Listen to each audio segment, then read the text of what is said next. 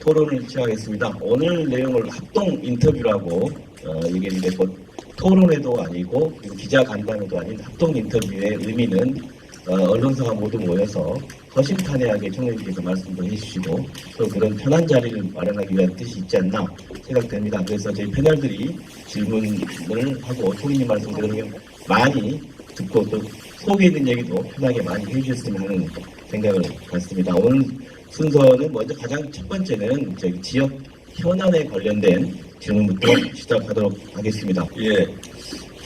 우리 지금 지역 현안 가운데서 가장 시급한 문제가 있다고 한다면 공공항 이전 문제입니다.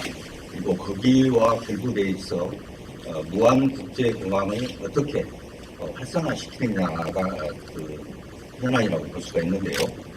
공공항 이전 문제는 문재인 대통령의 대선 공약사항이기도 합니다. 그래서 현 정부의 의지가 상당히 중요하다고 생각이 듭니다. 과거 이명박, 박근혜 정부 때는 지역에서 어느 정도 합의를 이루낸다 하면은 거기에 대해서 어느 정도 정부에서 해주겠다 이런 다소 소극적인 그런 입장을 했는데 총리님께서 현행 관계 부처와 함께 좀 더 적극적으로 개입할 용의가 있으신지 먼저 묻고 싶고요. 이와 결부된 문제로 문의만 지금 현재 국제공항으로 전략한 무안공항 활성화에도 지역에 관심이 쏠려 있습니다. 이는 민간 공항끼리의 통합이 전제돼야 가능하다는 지역 내 여론이 높습니다. 군공항 이전이 풀리기 전이라도 정부가 개입해서 이를 통합하실 의향이 있는지에 대해서도 견해를 묻고 싶습니다. 무안공항 활성화는 KTX가 연결되지 않은 채로는 활성화되기가 어렵습니다. 물론 KTX가 연결된다고 해서 당장 활성화되는 것은 아니겠습니다만 아주 기본적으로 접근성이 확보되지 않고는 활성화를 기대하기 어렵죠. 그런 점에서 KTX 2단계 구간이 무안공항을 경유해야 한다라고 하는 작년 겨울의 합의는 굉장히 큰 것입니다. 더불어민주당과 국민의당 합의 형식으로 그것이 결정이 됐고 예산도 반영이 됐습니다만 그걸 작게 보지 마시고 큰 결정이라고 기억해 주시면 고맙겠습니다. 사실 주례회동 때 경제정책을 담당하는 분이 무안공항에 KTX가 경유하지 않았으면 하는 그런 프로 말씀을 하시면서 그걸 총리가 풀어야 될 것 같습니다. 이렇게 얘기를 하시더라고요. 그래서 제가 눈만 뻐끔뻐끔하면서 무슨 소린가 이런 표정으로 봤더니 그때 대통령께서 무안공항 활성화시킬 수 있는 다른 방법이 있습니까? 이렇게 물으시더라고요. 그러니까 그 문제를 제기했던 분이 그냥 아무 말 못하고 그런 장면이 있었습니다. 굉장히 KTX 2단계 구간의 무안공항 경우는 여러분이 노력해 주셨지만 대통령은 결심이 굉장히 컸습니다. 그렇게 이해를 해주시면 좋겠고요. 일단 KTX가 이렇게 거기를 경유하도록 진행이 되면서 공항 활성화를 위한 여러 방면들이 논의가 되었으면 좋겠고요. 그렇게 되면 민간공항 통합 문제도 자연스럽게 구성될 수 있을 것이다 이렇게 생각을 합니다. 군공항 이전 문제는 조금 더 복잡한 문제이지요. 아까 김은환 위원장께서 정부가 나서서 할 용의가 없느냐 그런데 이게 군공항 이전은 전국에 세 군데가 문제가 되어 있습니다. 대구공항, 수원공항, 광주공항 이런데 어느 한쪽만 예외로 하기가 어려운 그런 사정입니다. 기본적으로는 설령 정부가 결정을 한다 하더라도 그 지자체에서 수용하지 않으면 진척이 안 되니까요. 저는 전라남도에 어디든 그 그건 제가 머릿속에 없습니다만은 지자체의 지도자들이나 주민들께서 조금 열린 마음으로 보면 그 지원책과 또 그 뒤에 올 경제적인 이익과 손해 이런 걸 균형 있게 판단하면 좀 더 뭐라고 할까요? 공공학에 대해서 포용적이 될 수도 있지 않을까 하는 생각을 합니다. 그렇게 조금 열린 대화랄까 토론이 좀 이렇게 이루어졌으면 좋겠다. 그런 마음입니다.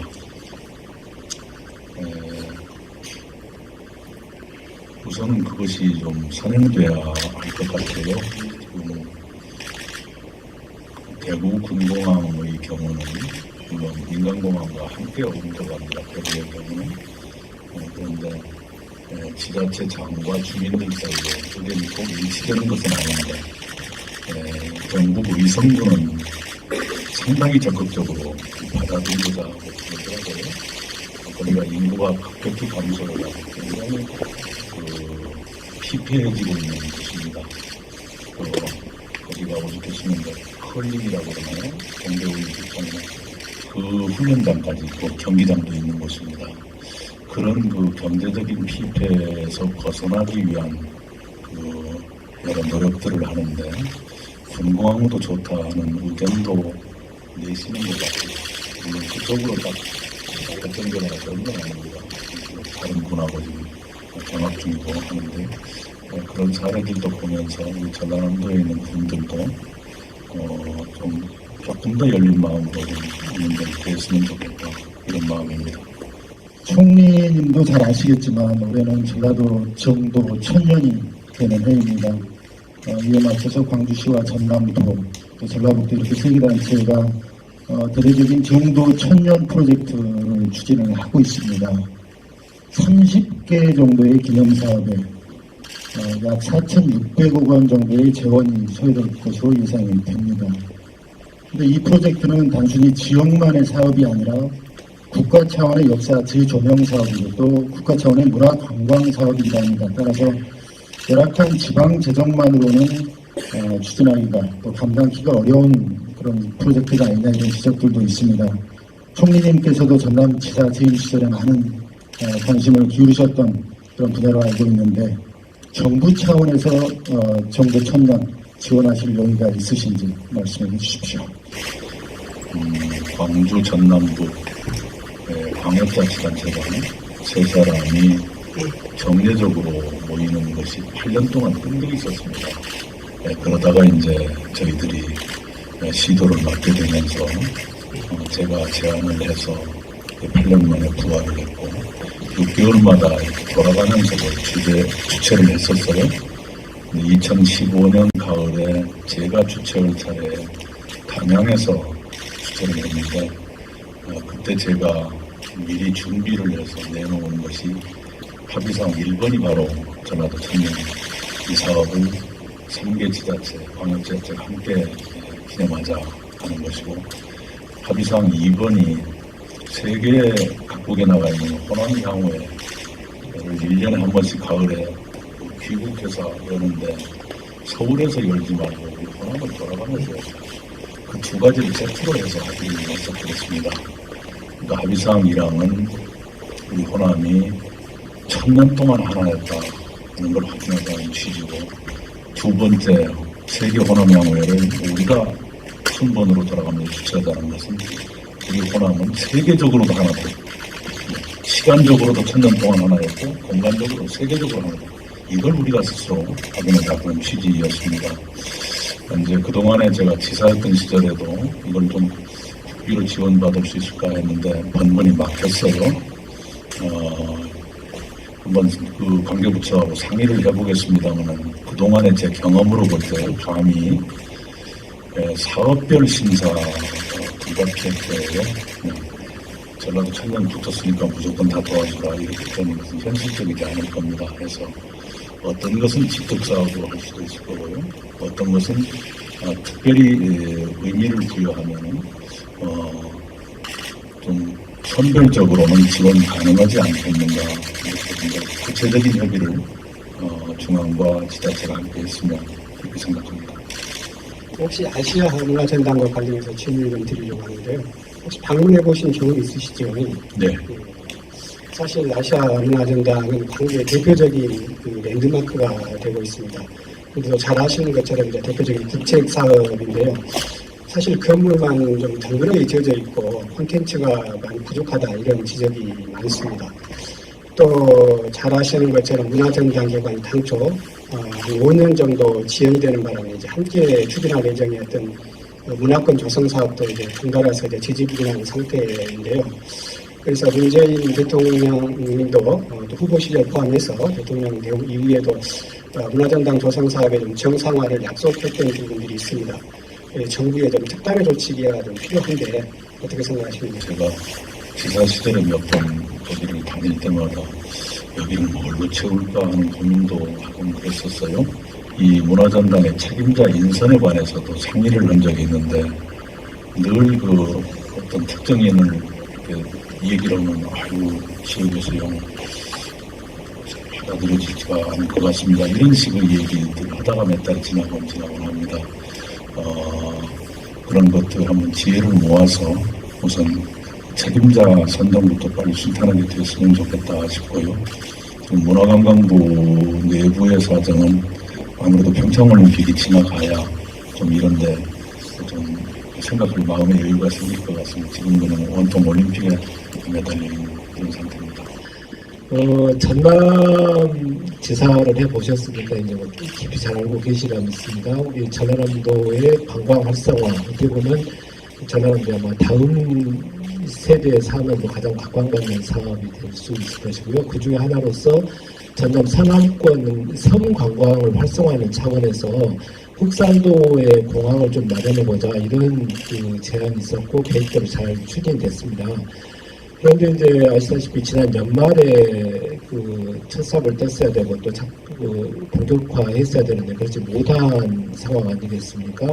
바로 이제 경제성이 낮다는 그런 이제 정부 부처 의견 때문인데 이게 SOC라는 게 경제성만 따지다 보다는 그 하세원입니다. 그래서 우리 전남 쪽에 관광 활성화의 중추적인 기반 시설로서의 흑산공항 빨리 좀 서두를 수 있는 방법 생각을 갖고 계십니까?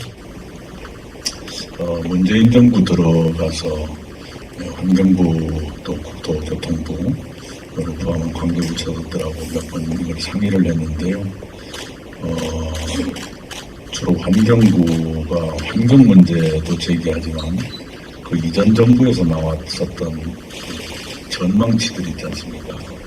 그게 지나치게 부풀려져 있다 하는 생각을 강하게 가지고 있습니다. 그래서 때로는 언성을 높이면서까지 얘기를 하고 있는데요. 현 단계는 환경부 산하의 그 심의위원회에서 자료의 보완을 국토부한테 두 번째로 요구하고 있죠. 국토부가 아마도 이달 중, 2월 중에는 보완 자료를 내게 될 겁니다. 국토부는 해야 한다는 그런 쪽이고요. 조금 더 제가 저는 해야 한다는 쪽에 서 있습니다.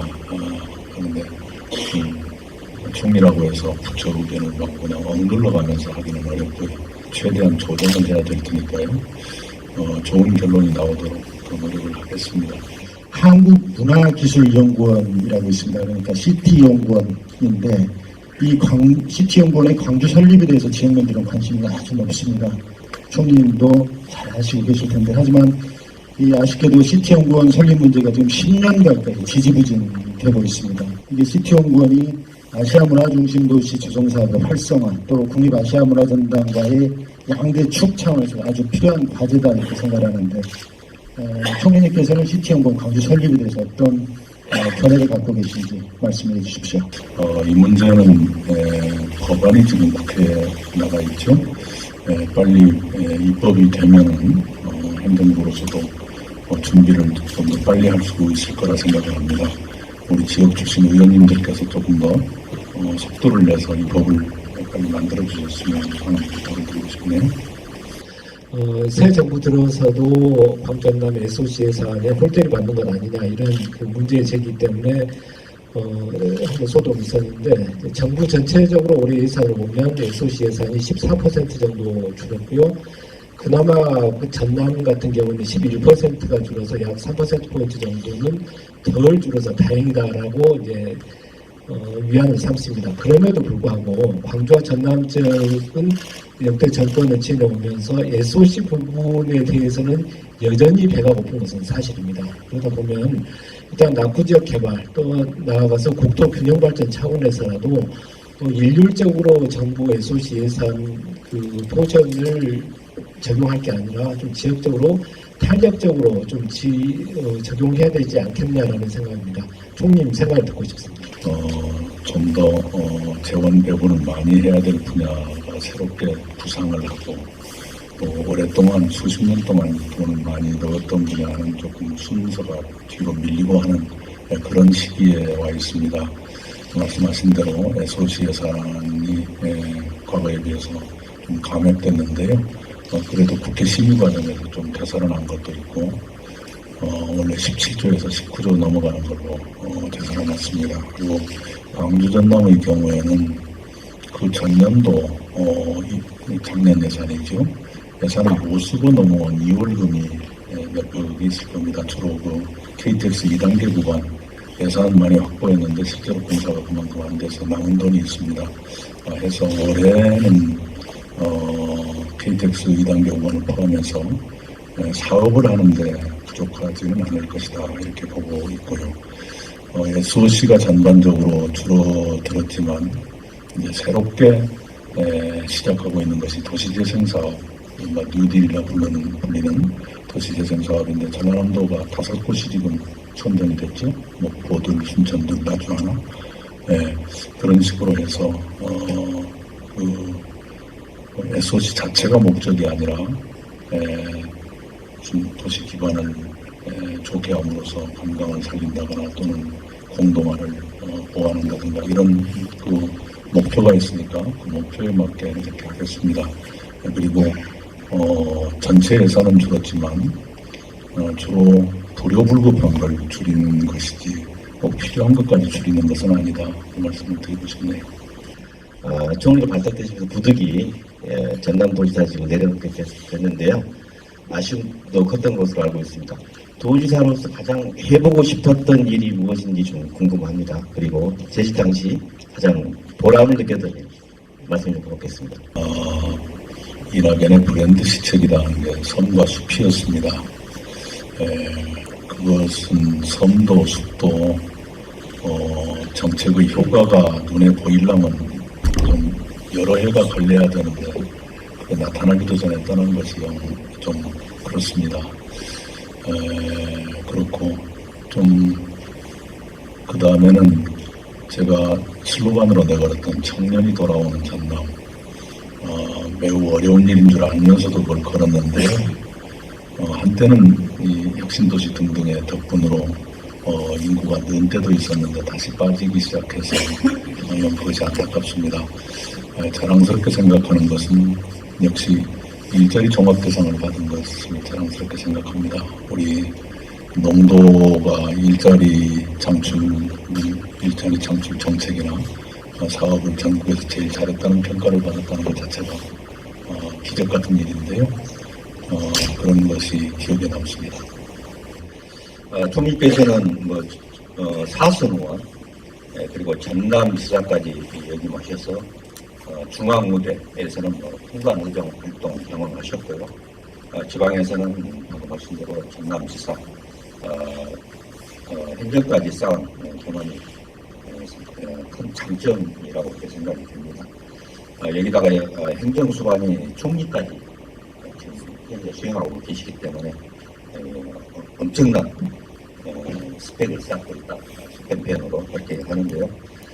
총리 되기 전에 봤던 광주전남 모습 그리고 현재 국정 전반을 총괄하고 계시면서 보고 있는 광주전남 어떻게 그 관점이 달라 보이시는지 그것도 궁금하거든요.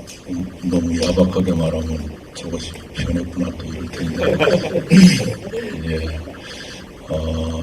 변하지 않는 것은 총리 되기 전이나 후나 여전히 그립고 따뜻하고 맛있고 그런 건 변함이 없고요. 조금 거리를 두고 보니까 우리 지역의 지도자들께서 조금 더 너른 마음으로 봐주시면 어떨까 싶을 때가 생기더구만요. 예를 들면 한전공대 부지 가지고 이렇게 줄다리기를 하던데요. 그 영남권의 신공항 문제가 아직도 안 풀린 편입니다만 그때 영남권 정치인들이 이런 발표를 한 적이 있습니다. 어떤 결정이 나도 승복하겠다고 합동 기자회견 한 적이 있거든요. 자, 그러면 한전공대가 아직은 뭐 잉태 단계도 안 된 그런 상태인데 벌써부터 내 동네로 와야 된다 이렇게 하는 것보다는 차라리 한정과 중앙정부의 결정에 무조건 따르겠다. 우리는 경쟁하지 않겠다. 이렇게 한번 하면 더 멋있지 않을까 싶을 때가 있었어요. 왜냐하면 한전이 굉장히 머리 아파합니다. 그런 정치권의 줄다리기에 견딜 만한 사람이 별로 많지가 않습니다. 무지하게 어려운 거거든요. 그런 생각이 들었습니다. 정치부장화가 가장 핫한 질문이 되지 않을까 싶고요. 총리님께서는 지금 시점에 답변하기 약간 민감한 부분도 있으시겠지만 호남 지역민들의 관심이 그만큼 많다는 점 먼저 말씀을 드립니다. 어제 총리실 기자 간담회에서도 언급을 하신 것 같아요. 자치분권형 개헌 문제. 이 촛불혁명 이후에 국민적인 공감대, 국민적인 요구가 굉장히 많습니다. 또 청와대도 국민 기본권의 강화, 또 진정한 자치분권을 위해서 이 개헌이 필요하다. 또 그 시기는 6월에 지방선거 때 국민투표를 하는 게 타당하다 이렇게 말씀하셨어요. 또 국회도 큰 틀에서는 개헌에 동의하지만 그 시기나 또 내용 면에서는 여야가 약간의 시각 차이를 보이고 있는 것 같습니다. 어제도 언급을 하셨지만 자치분권형 개헌에 대해서 어떤 견해를 갖고 계신지 말씀해 주십시오. 아직도 국회가 주도하고 있는 형국이죠. 그런 단계이기 때문에 정부에 몸담은 사람이 개헌의 방향에 대해서 말씀드리기는 몹시 조심스럽습니다. 단지 6월 지방선거 때 동시 투표를 하려고 한다면 3월 20일 전까지는 개헌안이 발의가 되어야 합니다. 그래서 시간이 많지가 않습니다. 그래서 국회가 큰 결단을 내리셔서 국회 주도로 개헌안을 발의하고 또 국민투표에 붙이고 그러길 바랍니다. 이제 개헌에 대해서 크게 보면 이제 권력 구조가 가장 견해 차이가 많은 분야이고요. 기본권 분야는 큰 방향에서는 그렇게 심각한 대립이 있지는 않은데 미세한 대목에 들어가면 이제 상당히 부닥칠 수 있는 소지가 있는 것도 있습니다. 그리고 헌법 전문 이런 민주적인 사건들, 민주화를 향해서 가는 5.18을 포함한 자랑스러운 사건들을 다 망라할 것인가 어쩔 것인가 하는 것도 상당히 의견 차이가 있을 수 있는 분야지요. 그 다음에 이제 자치분권입니다. 지방자치는 아마도 개헌안을 마련하는데 가장 견해 차이가 적은 분야가 아닌가 생각을 합니다. 왜냐하면 헌법에 어디까지 지방자치단체에 권한을 주고 어디는 안 주고 이렇게 세세하게 규정하는 게 아닐 테니까요. 그래서 차제에 지방자치를 강화하는 그런 개헌이 이루어질 때가 됐고 그건 다른 것보다는 가능성이 높다 이렇게 생각을 합니다. 다만 권력구조 개편을 빼고 쉬운 것부터 할 수 있을 것인가 이건 아직도 정해지지 않았죠. 일부에서는 그거라도 해야 될 것 아니냐. 그러면 만약에 그렇지 않다면 권력 구조에 대한 합의가 없으면 아무것도 손대지 말단 말이냐. 이렇게 주장하는 분도 계시고 또 어떤 분은 권력 구조를 뺀 개헌이 무슨 의미가 있겠느냐. 그게 촛불 민심을 반영하는 것이냐. 또 이런 게 있었어요. 그런 것도 정치권의 최소한의 양해 같은 것이 있어야 되지 않겠는가 싶습니다. 현재 국민의당이 바른정당과의 합당 또는 뭐 내부 분당 문제까지 굉장히 시계 제로인 상태로 치닫고 있습니다. 그럼에도 불구하고 이런 그 일련의 정치적인 행동들은 가장 그 기준이 되는 것이 어떤 것이 국민들에게 도움이 될 것이냐, 국민에게 보탬이 될 것이냐가 기준이 돼야 된다고 생각합니다. 좀 더 지금의 초점을 좁혀서 과연 광주 전남 지역 민들에게 있어서 국민의당이라든지 현재 정치 구도가 좀 어떻게 좀 변하는 게 바람직하고 또 도움이 되겠느냐 이렇게 생각을 하고 계시는지 좀 의문입니다만 현답을 기대합니다. 이게 수치인이 잘못 적어진 우편물을 하는 것 같은데 예, 아주 원론적이지만 헌법이나 또는 정치학 교과서에는 정당을 이렇게 규정하고 있지요. 국민의 정치적 의사를 형성하고 그 의사의 통로로서 기능하는 것이 정당이다 이렇게 돼 있는데요.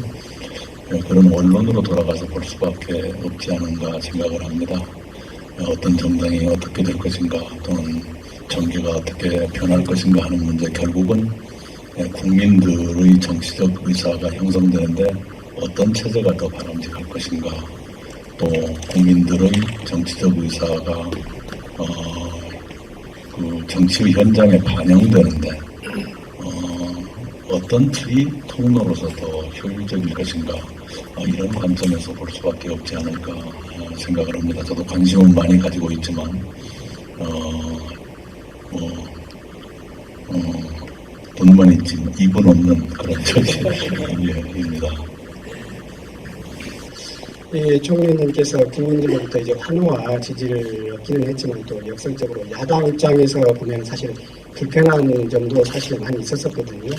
그런데 이제 개헌 문제도 그렇고 여러 현안들도 보면 여야 협치가 절대적으로 필요한 시점이지 않습니까? 이런 대야당 관계를 좀 어떻게 임하고 계시는지 듣고 싶습니다. 여러분이 느끼시는 것과 비슷합니다. 굉장히 힘들지요. 우선은 제가 막걸리 소통을 하겠다고 여러 차례 말씀을 드렸고 실제로 야당 지도부나 의원님들과 이렇게 초청도 하고 그런데 한 5번 초청하면 2번 정도 성사될까 말까 합니다. 처음부터 연기하자고 하거나 아니면 꼭 만나기로 약속한 날 그 무렵에 무슨 또 누가 말 실수를 해가지고 어느 쪽이 이렇게 토라진다든가 이런 일이 생겨서요. 그러나 그래도 대체로들 만나고 허심탄회한 얘기도 하곤 합니다. 밤에 막걸리 마시면서 얘기하면 아무런 장벽도 없고 가시도 없고 그런데 낮에 국회만 가면 이게 좀 어려워져요. 아마도 촛불혁명이라고 하는 헌정사적인 대사건 이후에 격변하고 있는 상황을 각 정치 세력들이 어떻게 해석하고 어떻게 받아들이느냐 하는 것이 아직 충분히 접근되지 못한 것 아닌가 그런 데서 이렇게 불안정한 상황이 계속되는 것 아닌가 싶으네요. 바라기는 이런 것들이 좀 빨리 정리가 돼서 각 세력별로 내부 정리가 빨리 돼서 서로 주장하고 비판하고 견제하더라도 일정한 틀 안에서 일정한 격조를 유지하면서 그런 것이 되었으면 좋겠다 하는 그런 소망을 가지고 있습니다. 그 영화 1987 영향 때문일까요? 어제 저희 지역에서 분노하게 하는 것은 60항쟁은 되고 헌법 내용에 5.18은 안 된다. 이런 정치권의 이상기류, 국회의 움직임에 대한 이해할 수 없다, 용납할 수 없다라는 움직임이 있습니다. 그래서 이 문제와 관련해서 총리께서, 대통령께서는 지난번에 1980년 5.18 이후에 5.18을 기억하기 위한 일들의 연장선상이 민주주의, 한국 민주주의였다라고 얘기하셨는데요. 둘 중에 어느 하나의 헌법점을 넣는다면 5.18 정신과 60학년이 하나를 넣어야 한다면 어떤 선택을 하시겠습니까? 엄마 아빠 누가 좋냐 그러면 답을 잘 못하지요. 그 문제는 정치권의 그 책임 있는 사람 중에 그 누구도 그렇게 말하는 것은 아직은 없고요. 무슨 비공식 그룹이거나 자문기구에 속한 일부 멤버이거나 그런 분들의 개인 의견이 아닐까 싶으네요. 그렇게 되겠습니까? 어느 쪽은 되고 어느 쪽은 안 된다. 그렇게는 안 되지 않겠는가 생각을 합니다. 정치 분야에 총리님께 개인적 질문 한번 드리겠습니다. 올 연초에 실시한 여론조사 결과가 상당히 눈길을 좀 끌고 있거든요. 총리께서 차기 대선 후보 적합도 조사에서 3위에 포진이 된 결과가 모든 우리 지역민들한테는 깜짝 뉴스였습니다. 지역민들 입장에서는 관심이 그래서 갈 수밖에 없었는데요. 알고 계십니까? 예. 특히 눈길을 끌었던 대목은 서울 지역에서 거론된 후보 가운데서 1위를 차지했다는 것입니다. 우리 총리님께서 평균 10%를 지지를 얻으셨는데 서울에서 17%나 이렇게 얻었더라고요. 이를 두고 이제 언론 매체에서는 DJ 이후에 차기 혼합권의 선두주자가 있지 않냐 그런 측면에서 얘기가 많이 되고 있습니다. 총리께서는 이를 어떻게 받아들이고 계신지 궁금합니다. 제가 특별히 긴감이다 이런 것보다는 국민들이 많이 뭔가를 목말라 하신다는 그런 상황의 반응이 아니겠는가 싶습니다. 저로서는 그런 의사를 표명한 적도 없고 실제로 제가 총리 업무를 하는 것만으로도 힘에 부치는 정도입니다. 총리 업무를 제대로 해낼 수 있을 것인가. 이 시대가 문재인 정부한테 짐지어준 과제가 많은데 그걸 얼마나 감당할 수 있을까. 그런 걱정이 떠나지가 않습니다. 지금으로서는 총리 업무를 그나마 좀 하고 자리를 벗어나는 것 거기까지밖에 생각을 못하고 있습니다. 그 다음은 생각해 본 적도 없고요. 예. 사이다 발언으로 유명하신데 한번 사이다 한번 쏟아내 주시죠. 네, 글쎄요. 사이다가 뚜껑이 열려 있었단 말이에요. 네, 현재로서는 그런 쪽으로 생각을 해보지 않고 있습니다. 그래서 총리 업무를 잘하는 것, 이것으로도 굉장히 머리가 무겁다. 그리고 저희 부족함을 많이 느끼고 있다. 이렇게 말씀을 드리겠습니다. 경제 사실 그 중에서도 일자리가 가장 큰 문제이자 현안이지 않습니까? 일단 통계를 보면 지난해 실업자가 약 102만 8천 명, 약 103만 명 정도로 집계되면서 2년 연속 약 100만 명 실업자 시대가 됐었거든요. 실업자 중에서도 소위 실망 실업자, 소위 구직을 단념한 사람도 48만 명 웃돌고 있고 또 장기 백수자가 14만여 명으로 역대 최고 수준이라는 이런 각종 지표들도 나와 있습니다. 정부에서 나름대로 이에 대해서 다각적인 대책을 추진 중인 것으로 알고 있습니다만 언제쯤 풀릴 것으로 예상이 되는지 그게 좀 궁금합니다. 앞으로 약 4년 정도가 고비가 될 것 같습니다. 왜 이런 말씀을 드리냐 그러면 일본도 한 5, 6년 전까지는 굉장히 일자리가 없어가지고 청년들이 절망하고 그랬는데 지금은 바로 반대로 돼가지고 사람을 못 구해서 오히려 한국 청년들까지 와달라고 할 정도가 됐는데 그 이유가 뭐냐 그러면 베이비 부머 세대가 한꺼번에 은퇴를 해버렸어요. 일본은. 그러다 보니까 일자리가 많이 비게 되고요.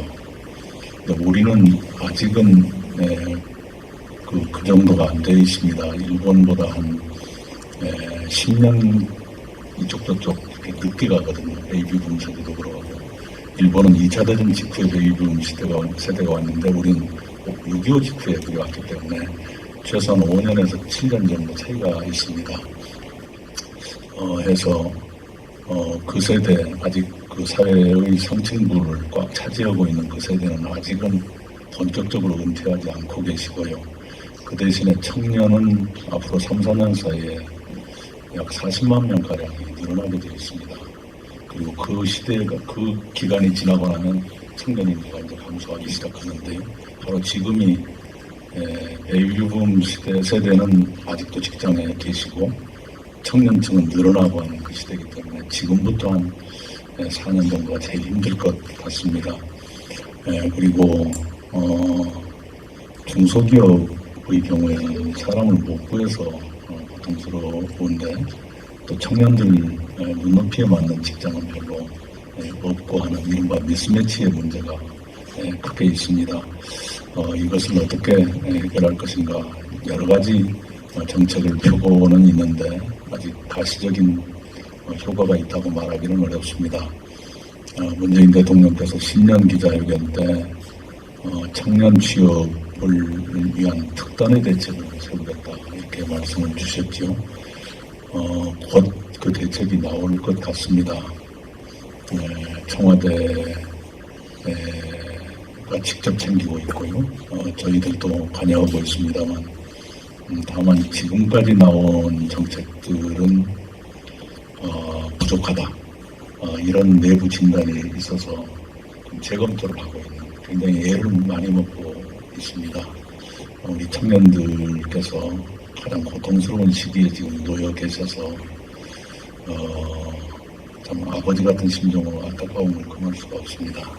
그 총리께서는 그 신년 경제계 인사회 때 그래도 이제 경제가 서서히 터널을 빠져나오고 있다라고 이제 굉장히 긍정적이고 낙관적인 말씀을 해주셔서 정말 그렇게 되기를 바라면서 이제 질문을 드립니다. 그러면 이제 이 정부 차원의 대책이 나오면 일단 좀 세부적으로 좀 평가를 하고 또 기대를 해볼 수 있겠지만요. 우선 당장 거론되는 것 중에 최저임금 인상 부분에 있어서 상당히 부작용 또는 우려의 목소리가 심한 것이 사실입니다. 또 산업 현장에서의 어려움을 호소하는 목소리도 적지가 않고요. 그래서 일단 그 대기업과 중소기업 간의 격차 문제가 우선적으로 좀 해결이 돼야 되지 않겠느냐. 또 서민 경제와 밀접한 중소기업들, 또 서민 경제와 밀접한 그 사회 분야들, 경제 분야들에 대해서 좀 손길을 많이 뻗쳐주시기 바라고요. 그 경제 회복에 이제 한 4년 정도가 좀 필요하다 이렇게 말씀을 하시는데 일자리, 청년 일자리에 대해서 그럼에도 불구하고 이것을 좀 단축시키거나 또는 완화시키는 것이 정부의 할 일이자 또 그 능력 문제가 아닌가 싶습니다. 일단 사이다 총리라는 별명 가지신 분답게 경제 분야에서도 어떻게 사이다 노력을 한번 좀 해주실 각오를 좀 밝혀주시죠. 도리가 없다 이것이 아니라 그 고비를 어떻게 해결하겠다 그것이 특단의 대책이지요. 그래서 조금 시야를 넓게 보는 대책이 나올 것 같습니다.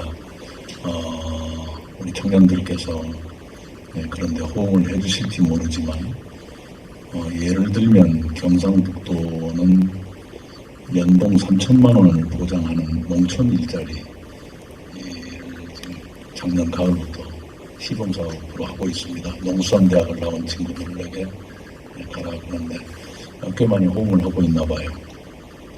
주 4일 근무 공무원도 경상북도가 지금 시도를 하고 있습니다. 그래서 새로 뽑는 기존의 공무원들은 뭐 사흘을 쉬어라 이것이 아니고 그냥 예전 공무원들 그대로 하시는데 신규 공무원들은 일주일에 4일만 먹고 일하고 3일은 그 세컨 잡이라고 할까요? 두 번째 직업을 할 수 있는, 부업을 할 수 있는 그렇게 하면서 그 대신에 인건비도 그 날짜에 비례해서 좀 적게 드리는. 그런데 청년층에 호응이 있다고 그래요. 그래서 예를 들면 국내에서 비교적 성공적인 일자리 사례들을 중앙정부 차원에서 검토해가지고 전국으로 확산해 보는 게 어떠냐, 이런 것을 포함해서 여러 가지를 검토하고 있습니다. 아까 그 최저임금 말씀이 나왔는데요. 중소기업, 소상공인, 영세 자영업자들의 경영 부담이 커질 거라는 걸 잘 알고 있습니다.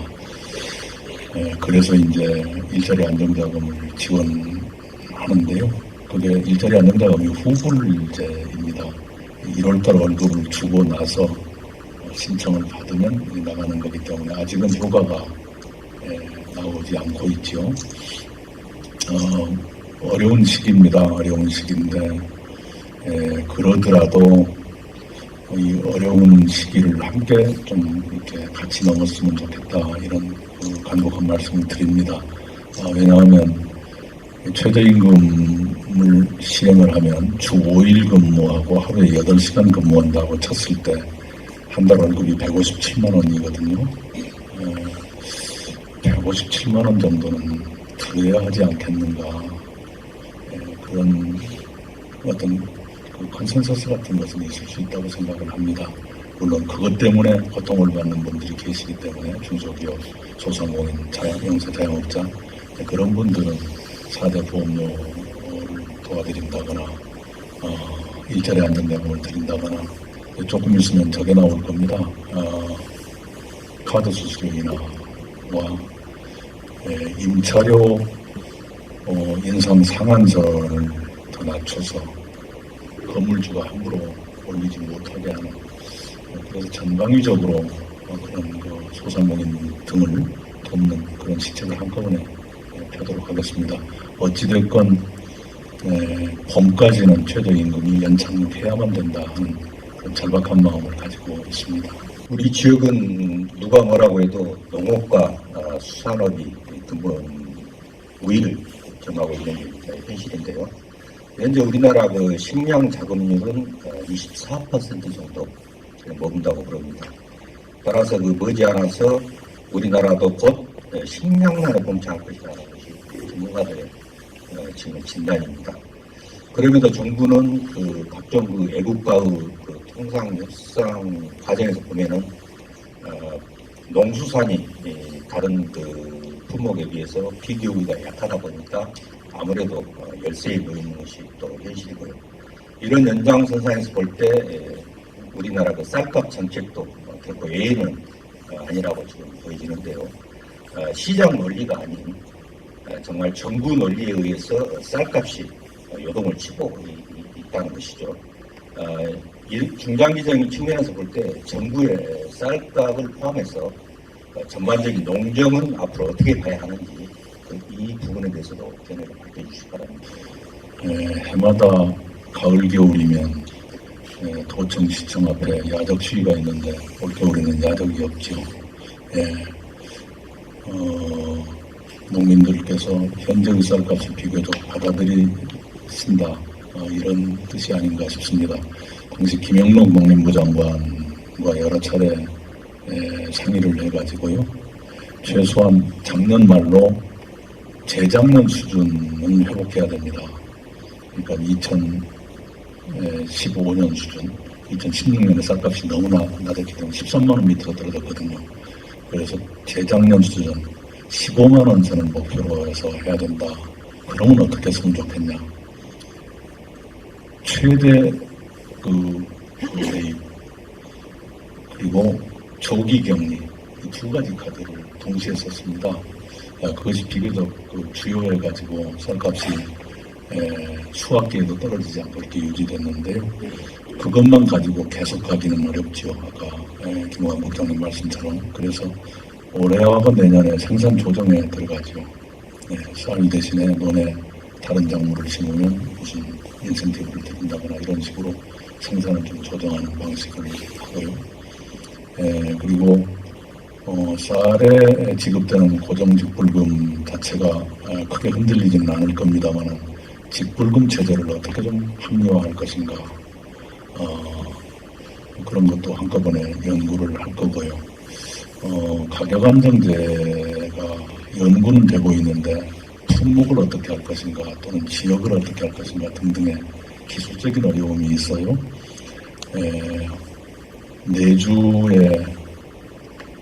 내주가 아니라 이번 주입니다. 내일 이 문제 업무보고가 아마 있을 것 같습니다. 제가 농림부 장관하고 이 문제를 상의를 하겠습니다. 요컨대 우리 농수산인들이 안정적인 생활을 하실 수 있을 정도의 소득은 보장되어야 한다는 대원칙을 가지고 임하고 싶고요. 아주 고령이시거나 영세하시거나 이런 분들은 복지 차원에서 소득을 보전해드리는 그런 식으로 갈 수밖에 없지 않겠는가 싶습니다만 농수산업이 돈벌이가 되는 그런 산업이 되도록 끊임없이 진흥을 해갈 겁니다. 네, 한 나라의 경제를 지탱하는 여러 가지 요소들이 있겠습니다만 그 중에서도 아마 인구만큼 중요한 게 있나 싶습니다. 그런데 대한민국의 현실을 보면 낮은 출산율 그리고 빠르게 진행되고 있는 인구 고령화 때문에 앞으로의 경제 전망을 더욱 어둡게 보는 그런 분석들이 많이 나옵니다. 물론 정부 차원에서도 여러 가지 대책들을 내놓고 있지만 저희들이 보기에는 기대에 미치지 못하지 않냐 이런 판단을 합니다. 또 과거 기억을 보면 한참 출산율이 떨어지고 있는데도 그때까지도 산하 제한 정책을 했었던 게 우리 정부의 정책이었거든요. 그렇다면 지금 시점에서 보다 좀 획기적인 출산율 제고 정책이 있어야 되지 않겠느냐 이렇게 생각을 합니다. 총리님께서 한 말씀 해주시죠. 큰 틀에서 말씀드리면 지금까지는 출산율이라는 숫자의 목표를 정해가지고 마구 인센티브를 드리고 보조금도 드리고 하는 방식이 주된 방식이었습니다. 그런데 이제 그렇게 하지 말고 요새 유행하는 말로 워라밸, 일과 생활의 균형, 워크앤라이프 밸런스인가 그런 쪽을 정책의 목표로 지금 가져가고 있습니다. 그렇게 해서 아이를 낳고 기르고 하는 것이 생활의 자연스러운 일부가 되도록 하자. 그러려면 굉장히 여러 분야가 갖춰져야 됩니다. 우리 대한민국의 기초자치단체 226개인데요. 그 중에서 출산 장려 정책이 성공한 곳이 딱 두 군데가 있습니다. 하나는 해남이고 하나는 세종입니다. 세종은 광역단체도 되고 기초단체도 됩니다. 세종시가 1.86인가 이렇게 돼서 광역자치단체 중에서는 전남이 8년 동안 1등하다가 2년 전부터 세종한테 밀렸습니다. 기초단체에서는 해남이 지금도 아마 2.4 이 정도 될 겁니다. 이 두 군데의 성공 사례가 굉장히 대비가 됩니다. 해남은 상상할 수 있는 모든 인센티브를 다 드린 거죠. 아이 두 번째 아이는 몇백만 원 주고 세 번째 아이는 1,000만 원 주고 이렇게 계속 그것도 있고 심지어 부모가 원하는 내일도 공짜로 지어드리고 관광지에 그 전광판에 누구네 집 몇째 아들 태어났습니다. 이것도 올리고 지역신문 일면에 애기 사진 넣어가지고 막 축하 광고를 군에서 시키도 오고요. 요컨대 아이가 태어나고 자라는 걸 온 군이 기뻐하는 그런 분위기를 만드는 그리고 돈도 드리고 그렇게 그냥 인센티브의 종합 선물 세트로 나온 게 해남의 경우고요. 과천은 그런 정책이 별로 없습니다. 그런데 왜 1등이 되는가? 이건 것 같아요. 여성 본인 또는 남편의 직장이 대단히 안정적입니다. 공무원들이 많지 않습니까? 그리고 선생님도 계시고 내가 아이를 낳고 기르다가 직장에 가도 내 자리가 그대로 있다는 믿음이 있으니까 아이를 더 낳으시는 것 같아요. 지금 우리가 가고자 하는 것은 세종형 로 갈 수밖에 없지 않겠는가. 다른 여러 가지 조건들을 한꺼번에 들면서 출산 자체에만 마구 돈을 쏟아붓는 거 가지고는 이미 저는 10수년 동안 해왔던 것이 그 결과가 말해주고 있으니까요. 그것을 이제 일과 생활의 균형, 워라밸 되고 있는 것 아닌가. 아직은 구체적인 정책이 나온 건 아니고 큰 방향은 이렇게 잡혀 있습니다. 곧 대통령 직속에 저출산 극복위원회에서 대책을 내놓게 될 걸로 봅니다. 바로 이어서 하다 보니까 제가 많이 하는 것 같습니다. 모두 발언에서도 말씀을 하셨는데 부정청탁 금지법 총리님께서 상당히 일을 써주신 부분이었고 또 우리 말씀하신 대로 전남 지역 농어민들한테 그나마 위로가 되지 않았을까 이런 생각을 합니다. 오늘부터 이제 개정안이 시행이 되면서 좋은 반응들이 있습니다. 농수산물, 농축수산물의 활로를 마련할 수 있을 것이다. 이런 기대를 갖게 하고 또 경조사비가 하향 조정된 데 대해서도 대체적으로 긍정적인 평가를 하고 있다. 저희들은 이렇게 보고 있습니다. 그렇지만 국민들의 65% 대다수가 찬성하는 법률임에도 불구하고 현장에서 보면 아직까지도 다소 현실성이 떨어지는 그런 부분들이 있다. 이런 지적이 여전합니다. 물론 오늘 개정안이 시행됐는데 이런 질문이 적절한지는 모르겠습니다만 어찌됐든 오늘부터 시행되고 있는 김영란법 개정안의 의미에 대해서 한 말씀을 해주시고요. 아울러서 또 추가 개정의 여지는 있는 것인지까지 말씀을 부탁드리겠습니다. 이 청탁금지법 시행령 개정안 355+10 그게 통과됐을 때 국무회의에서 시행령은 국회 안 가니까요. 사회를 제가 봤는데요. 예, 그러면 의결되었습니다. 했더니 농식품부 장관이 드린 말씀이 있습니다. 그러면서 우리 장관님들도 오늘 설에 선물 많이 하시고 한우도 많이 하시고 이러더라고요. 그래서 아니 어디서 한우만 얘기해요. 굴비는 어떻게 얘기를 안 하죠? 제가 그 얘기를 드린 적이 있습니다. 우선 의미는요. 출발은 여러분 아시는 것처럼 농어민들한테 너무 타격이 크다.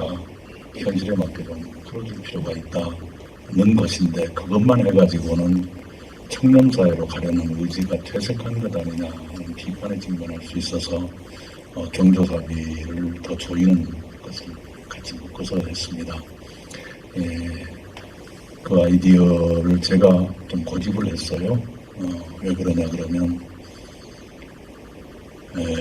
선물을 주로 주고받는 건 명절인데 명절은 1년에 2번 옵니다.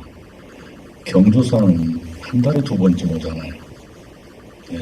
그래서 많은 사람들의 일상생활에서는 경조사비가 훨씬 더 부담스럽고 그것이 우리 사회를 투명하게 만드는데 계속 장애가 되는 그래서 경조사비를 더 묶읍시다 했는데 그렇게 됐습니다. 요컨대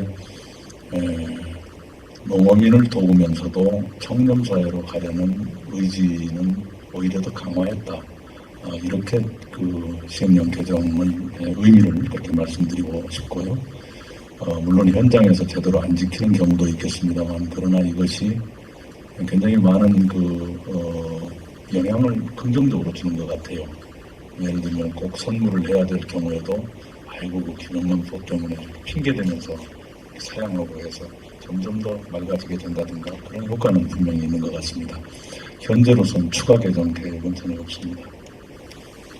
윤 대통령께서 선수 지원을 직접 방문하시면서 국민적인 관심과 지지를 끌어올리기 위해서 노력을 하시는 것 같습니다만은 지역별로는 아직도 좀 온도차가 좀 심한 것 같습니다. 강원도라든지 수도권하고 비교적 따뜻한 남쪽만의 남부 지역하고는 상당히 온도차가 큰 것 같은데 일단 그 국민적인 행사를 국제적 행사를 우리나라에 유치한 만큼 전 국민적인 동원은 아니다 하더라도 국민적인 관심과 지지 응원을 할 수 있는 그런 방법은 좀 적극적으로 강구해야 되지 않겠냐라는 생각입니다. 총리님 어떤 대책 갖고 계십니까? 국민들 관심이 많이 이렇게 고조되기 시작했다 이렇게 감지하고 있습니다. 입장권 판매율이 70%에 지금 근접하고 있고요. 패럴림픽도 60%를 넘었으니까요. 현재까지는 이른바 인기 종목은 진작 완판됐고요. 이제 비인기 종목을 어떻게 끌어올리느냐 하는 것인데, 다행히 문재인 정부 출범 이전부터 후원 기업들이 이미 생겨 있더라고요. 81개사인가 그렇습니다. 지난번에 그분들이 D-30이다 그래서 그분들이 다짐 대회를 하자 그랬고 저를 초청해서 제가 거기 갔었습니다. 제가 정부가 일부러 모아가지고 막 쥐어짠 것처럼 된 그게 아니고 그분들의 초청을 제가 받았었는데요. 성공시키자 하는 그 다짐들을 많이 하고 계시고 또 기업들의 입장에서는 아주 좋은 기회지요. 왜냐 그러면 외국에 나가서 무역을 한다 또는 경제협력을 한다 투자를 한다 그걸 위해서 외국에 나가서 그 나라의 VIP를 만나려 그러면 로비도 엄청나게 해야 되고요. 로비 한다고 해서 또 효과가 있는 것도 아닌데 이번에는 그분들이 일로 오시니까요. 굉장히 쉽게 그분들을 접촉할 수 있지 않습니까? 그리고 그분들로서는 타국이니까 여러 가지 불편하실 텐데 우리가 본국으로서 좀 어떻게 안내도 해드리고 편의도 봐드리면 굉장히 그 기업으로서도 좋은 기회가 될 것 같아요. 그런 계획을 짜고 계시는 것 같습니다. 어떤 기업의 경우는 아이고 우리는 러시아하고 굉장히 사업적인 이유가 있습니다. 러시아는 무조건 우리가 맡겠습니다. 이런 그 말씀도 해주시고요. 그런 것들이 좀 붐에 도움이 되지 않겠는가 싶은데요. 그 종목에 따라서 티켓 요금, 입장권 요금이 좀 차등이 있으니까 좀 한번 가시면 좋을 것 같아요. 특히 우리 광주 전남의 청소년들, 그 초등학교 들어가기 전 아이들까지 포함해서 한 번쯤이라도 올림픽을 가보면 좋겠다. 그런 생각이 듭니다. 우리 부모님들 좀 부담이 되시더라도 아이들이 성장기에 올림픽을 현장에서 보고 세계적인 스타 선수들이 뛰는 걸 보면 꿈이 생길지도 모르고요. 우리가 쭉 그런 경험을 했지 않습니까? 박찬호 선수를 보고 자란 아이가 훌륭한 야구 선수가 됐다든가 박세리 선수를 보고 박인비가 이렇게 탄생을 했다든가 신지혜가 탄생을 했다든가 김연아 선수를 보고 누가 태어났다든가 유영이가 태어났다 이런 식의 것들이 있기 때문에 이번에 우리 학교 단체 관람이라든가 또는 우리 학부모님들께서도 한번 그런 기회를 주시면 어떨까 하는 생각을 하고 교육부한테도 그 얘기를 했습니다. 성공해야지요. 성공하고 또 우리가 그동안에 북한 핵과 미사일 지금도 그것이 무슨 그 핵과 미사일 자체가 완화됐거나 그런 것은 결코 아닙니다만 그러나 우리가 좀 간절하게 바랬던 대화의 통로라도 이렇게 생기게 됐다는 것을 소중하게 여기고 좀 더 노력을 해야 될 것이고 그런 기회가 왔으니까요. 정부는 정부대로 또 민간은 민간대로 이번 올림픽을 잘 활용했으면 좋겠다 그런 생각이 듭니다. 사실 올림픽은 그 자체가 큰 의미가 있지 않습니까? 그런데 특히 이제 평창 올림픽 같은 경우에는 이제 최근에 이제 긴장 무드에서 이제 남북 단일팀 구성을 비롯한 이제 남북 관계 이제 개선의 물꼬를 트는 어떤 계기가 지금 형성이 되고 있는데 향후 남북 관계의 전망이랄지 또 향후 남북 관계를 어떻게 풀어나갈 계획이신지 한 말씀 듣고 싶습니다. 당연히 이 올림픽이 한반도의 긴장을 평화로 돌리는 그런 분수령이 되었으면 좋겠다 하는 소망이야 있지요. 그런데 현실적으로는 올림픽을 앞두고 너무 긴 먼 미래의 얘기를 꺼내는 것이 꼭 현명할 것 같지는 않아서 남북 간에 만나더라도 올림픽에 집중해서 말하고 있곤 합니다. 올림픽까지는 올림픽에 집중해서 일을 처리하는 것이 좋을 것 같아요. 그리고 당연히 거기서부터 당장 남북 간에 합의되어 있는 게 군사회담 열자는 것까지 합의가 되어 있지 않습니까? 그런데 아마 올림픽 전에 군사회담을 하기는 좀 쉽지도 않을 뿐만 아니라 꼭 현명하지도 않을 것 같아요. 올림픽 놔두고 또 티격태격 한다는 것도 이상하고요. 네, 그래서 올림픽이 끝나고 나면 군사회담 개최 문제부터 얘기가 나오지 않겠는가 싶고요.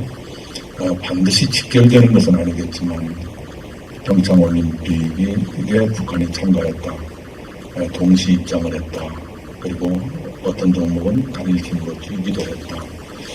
이런 것이 남북관계 개선에 좋은 영향을 줄 수가 있고요. 남북관계가 개선되면 북핵 문제 해결에도 작은 실마리라도 생길 수가 있다. 반드시 지켜되는 것은 아니거든. 그런 기대를 가지고 있습니다. 좀 정리하고 갈 필요가 있을 것 같아서요. 5.18 정신의 헌법 전문 수록 부분, 좀 전에 개헌 부분 얘기할 때 또 사회자 질의할 때도 약간 얘기가 있었습니다만은 지금 국회 차원에서 개헌안을 만들면서 이게 지금 원활치가 않습니다. 그 자문위원회, 국회 헌법자문위원회 자문안에서는 지금 5월 정신의 헌법 전문 수록 부분이 누락된 걸로 지금 이렇게 됐죠. 3월 20일까지 개헌안을 만들어야 되는데 국회에서 그게 안이 만들어지지 않으면 정부안을 만들지 않겠습니까? 그렇다면 그 정부안에는 5월 정신의 헌법 전문 수록을 어떻게 반영하실 것인지 그런 데 대한 논의가 있으신지 말씀을 해주십시오. 이제 국회가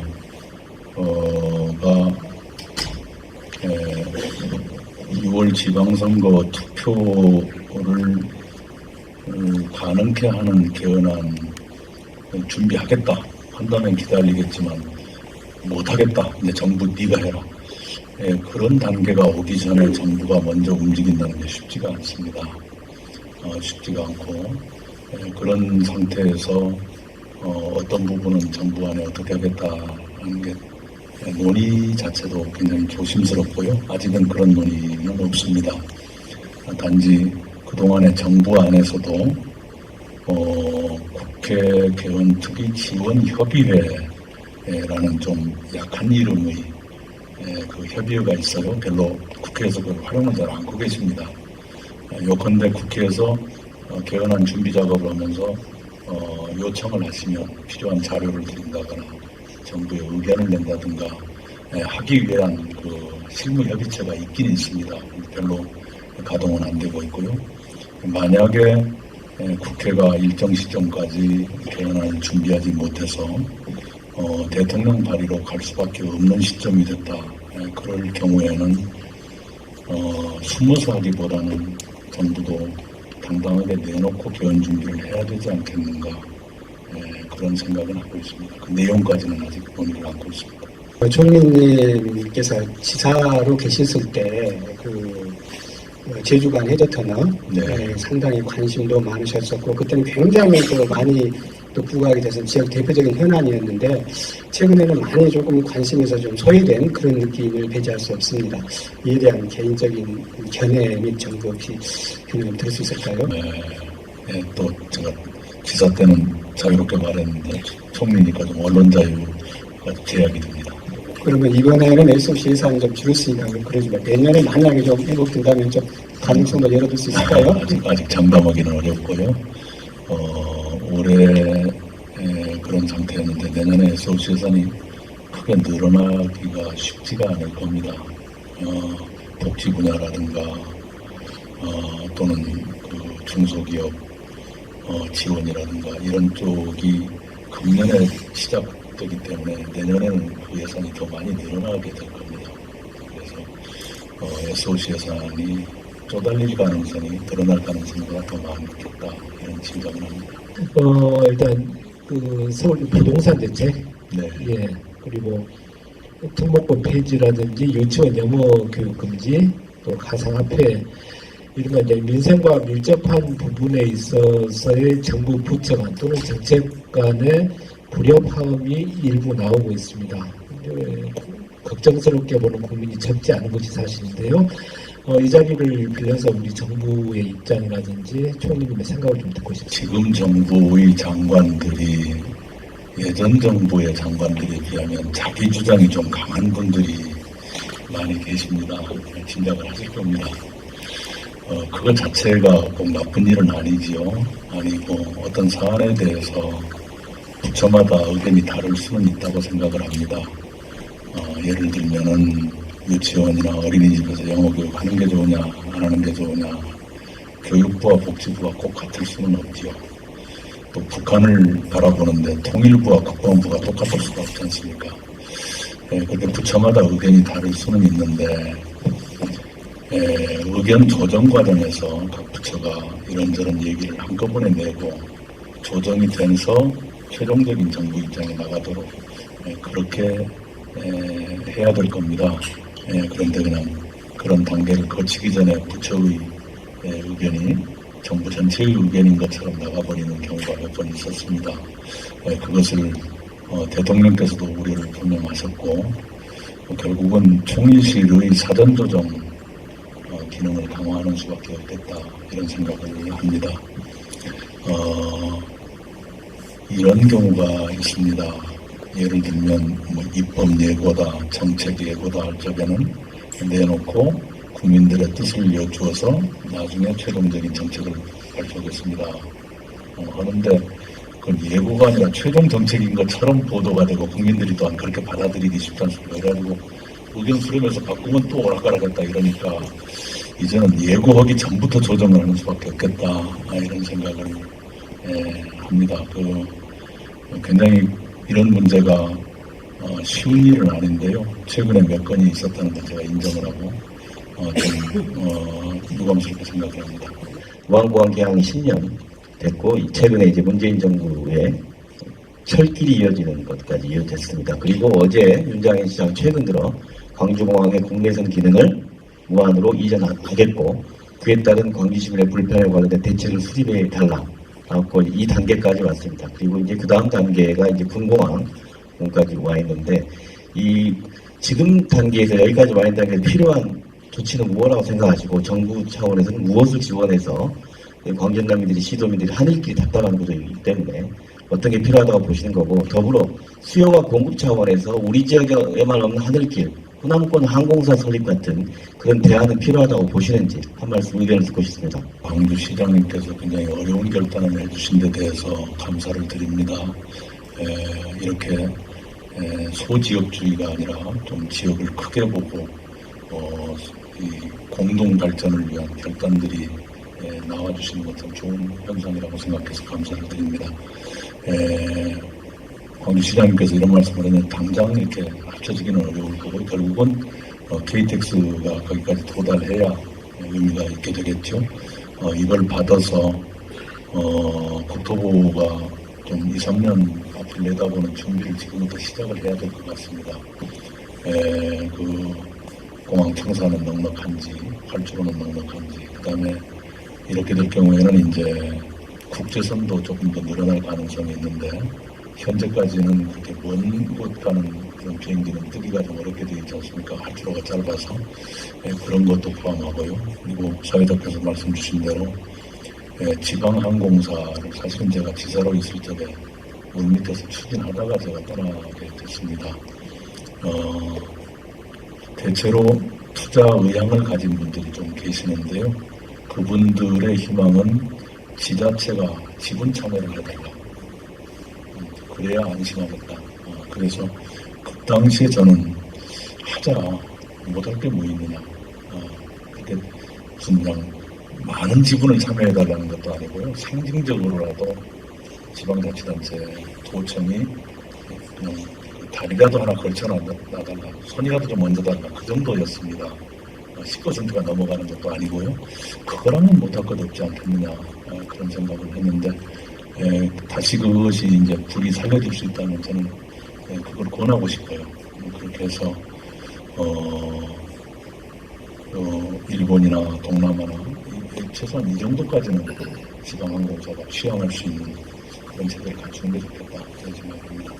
돌아보면 4년 전으로 돌아가 보면 총리님께서 상당히 치열하게 선거를 치르셨던 기억이 있으실 겁니다. 이제는 좀 관전하는 자세로 이번 지방선거를 보게 되실 텐데 호남의 정치, 호남의 정치, 호남의 지방선거 어떻게 갔으면 좋겠다라는 견해가 있으시면 말씀해 주십시오.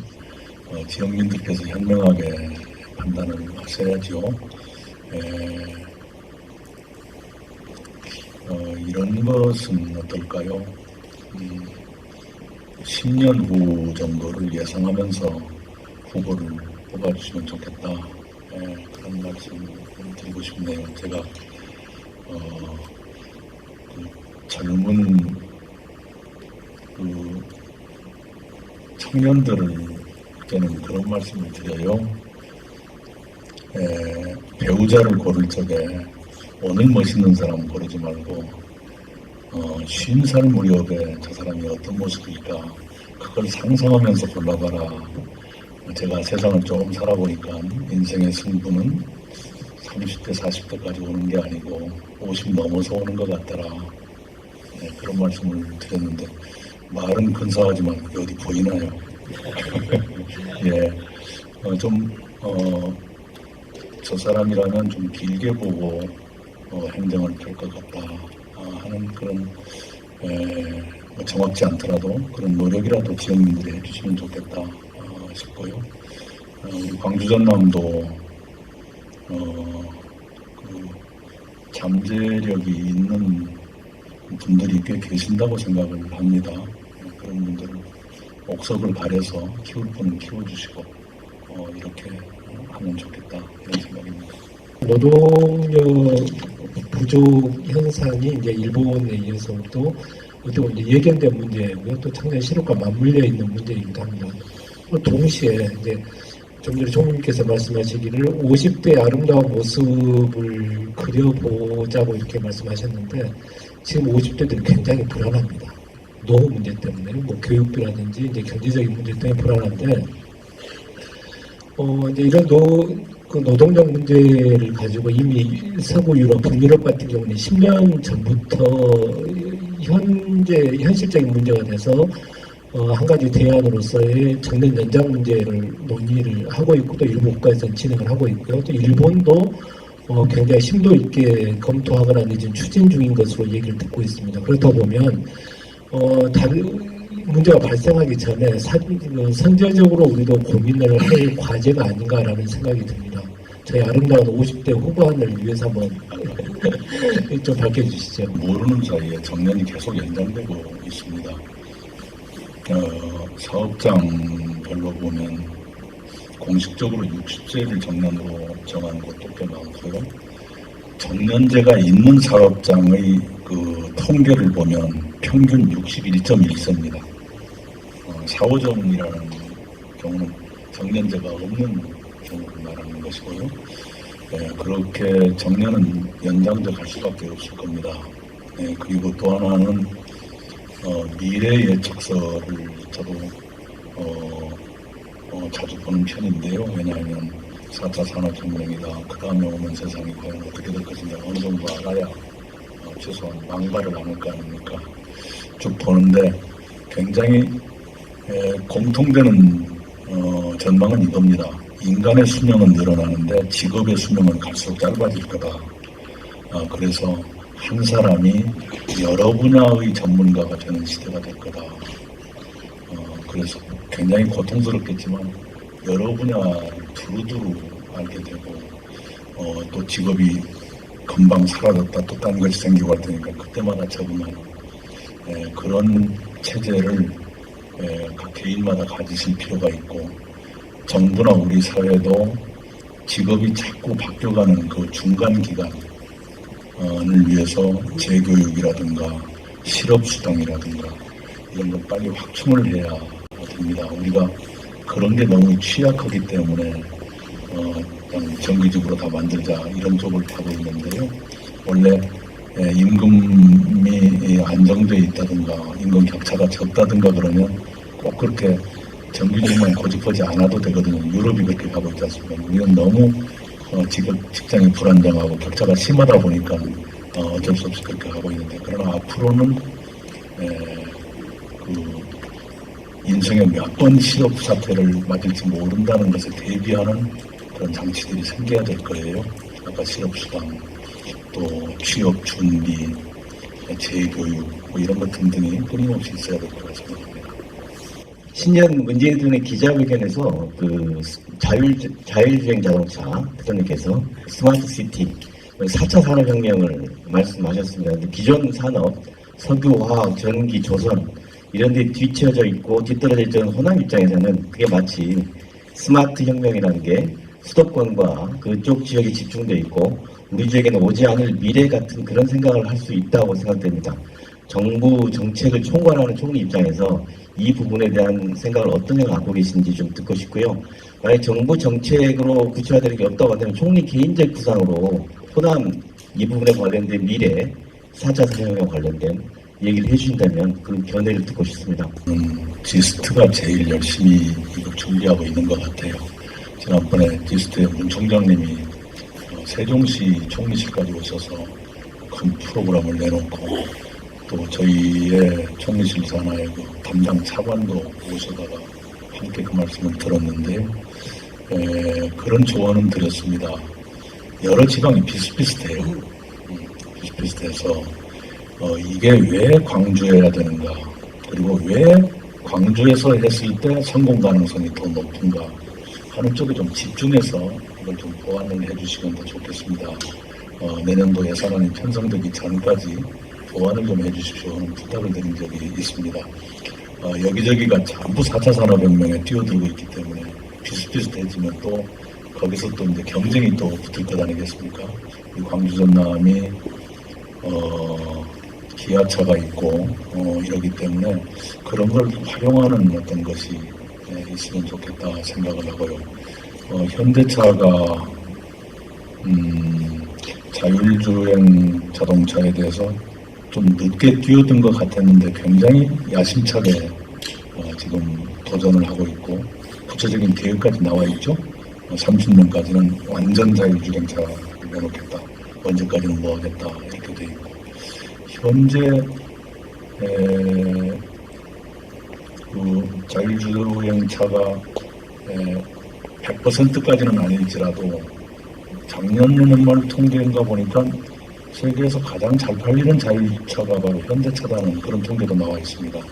우리 국내 기업들이 보이지 않는 가운데서 많이 준비를 하고 계시는 것 같아요. 그래서 지방도 가장 특화된 걸 하나 잡아가지고 구체적인 계획을 내주시면 좋겠다 이런 생각합니다. 문 총장님과는 계속 그 문제로 소통을 하고 있습니다. 섬과 숲 지금 어느 정도 상당히 잘 진행되고 있다라고 그렇게 이제 파악이 되고 있는데요.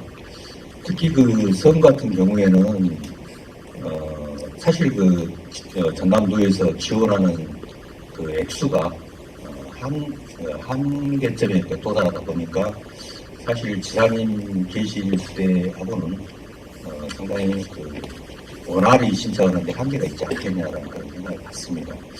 그래서 정부 차원에서 정말 앞으로 그 미래의 이제 학자들이 얘기하는데 앞으로 섬과 바다에 달려 있다라는 그 얘기들 많이 하거든요. 그런 측면에서 앞으로 그 섬이 3분의 2가 산재되어 있는 전남도에 특별 시책 형식으로 해서 지원할 용의가 있는지 그것도 궁금합니다. 저도 도청에 섬을 담당하고 있는 직원 가운데 어떤 분이 어려움에 처할 때마다 저한테 하소연 문자를 보내면 제가 얼른 부지사한테 그 문자 전달해 드리면 조금 풀리기도 하고 그런 상태가 지금 계속되고 있습니다. 아무래도 해마다 가고 싶은 섬 그 사업 대상 의지가 늘어나다 보니까 예산이 그냥 끝도 없이 늘어나게 되는 그런 문제는 있습니다. 이제 아직 졸업생은 안 나오고 신입생만 계속 들어오니까 학교에 학생이 늘어나게 되는 거하고 똑같죠. 이걸 계속 늘려가는 것보다는 어느 순간에 이렇게 예산이 수평으로 갈 수 있는 그런 체제를 빨리 강구를 했으면 좋겠고요. 중앙정부로서는 해양수산부와 행정안전부의 도서개발 사업이 있습니다. 그걸 조금 더 제가 관심 있게 들여다볼게요. 그래서 이게 우리의 자산이다. 우리 대한민국이 관광자원이 이렇게 풍부한 나라가 아닙니다. 사실 이웃 나라들 가보면 부러운 게 많지 않습니까? 해서 이웃나라하고 비슷하게 따라가가지고는 안 되고요. 우리 한국다운 아름다움을 이렇게 보여줄 수 있는 그런 건 역시 섬이 전부는 아니더라도 섬이 굉장히 중요한 위치를 차지한다 이렇게 봐서 관계부처하고 꼭 관심 가지고 상의하겠습니다. 지방분권에 대해서 굉장히 관심이 많잖아요. 근데 이 정확적으로 보면은 이 광주 전남 지역은 지방분권보다 균형 발전에 더 무게를 두고 있다라는 그런 견해가 많습니다. 그래서 그 이면은 아마 균형 발전을 통해서 상대적으로 상대적으로 좀 삶이 어렵고 좀 개발이 좀 필요하기 때문에 그렇지 않나 생각했는데 총리님 입장에서 이제 거국적으로 검토하고 계시잖아요. 보시기에 광주 전남이 상대적으로 좀 낙후되어 있으신가요? 어떠신가요? 이쪽에 지사님하고 하실 때마다 견해가 다르실 것 같아서. 하시는 분 만날 때마다 항시 제가 얘기합니다. 균형과 분권이 함께 가야 합니다. 분권이 균형 발전을 보장해 주질 않습니다. 잘못하면 균형 발전을 저해하는 경우도 있습니다. 그런데 현재는 두 가지가 같이 가고 있고요. 행안부 장관이 그 의식을 확고하게 가지고 계십니다. 그래서 지금 당장 가동되고 있는 게 재정분권 TF가 가동되어 있습니다.